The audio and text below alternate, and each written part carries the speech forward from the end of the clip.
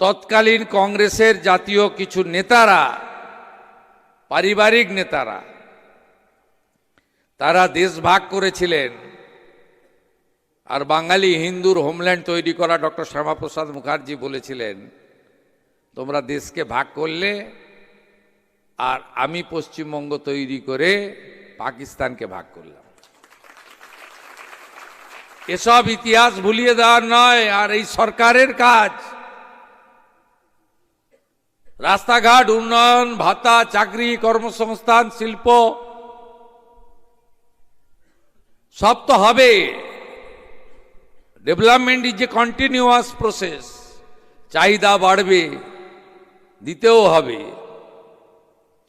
কিন্তু পশ্চিমবঙ্গ কিভাবে সৃষ্টি হলো, কেন সৃষ্টি হলো, কেন তৎকালীন পূর্ব পাকিস্তান, আজকের বাংলাদেশ যা থেকে আমরা বেঁচে গেলাম, আমাদের পরিণতি কি হতো,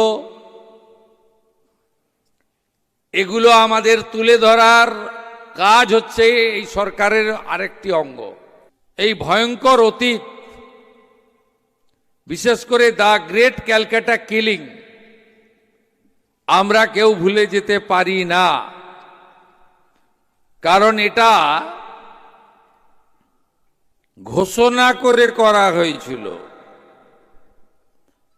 কুখ্যাত হোসেন সোহরাওয়ার্দী তিনি এর ঘোষণা করেছিলেন। এই কারণে 16ই আগস্ট ছুটি ঘোষণা করা হয়েছিল গণহত্যা সংগঠিত করার জন্য।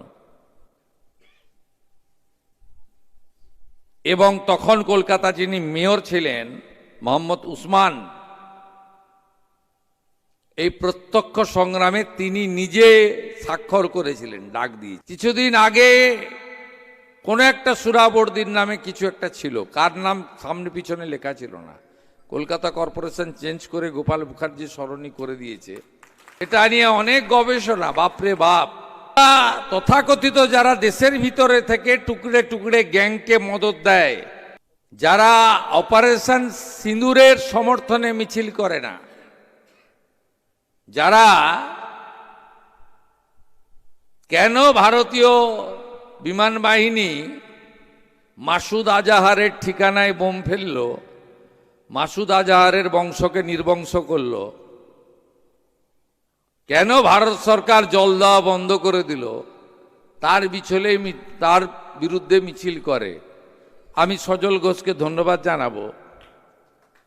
ঠিক এই বৌলালি থেকে শিয়ালদার মাঝে ঠিক উচিত শিক্ষা দিয়েছিল।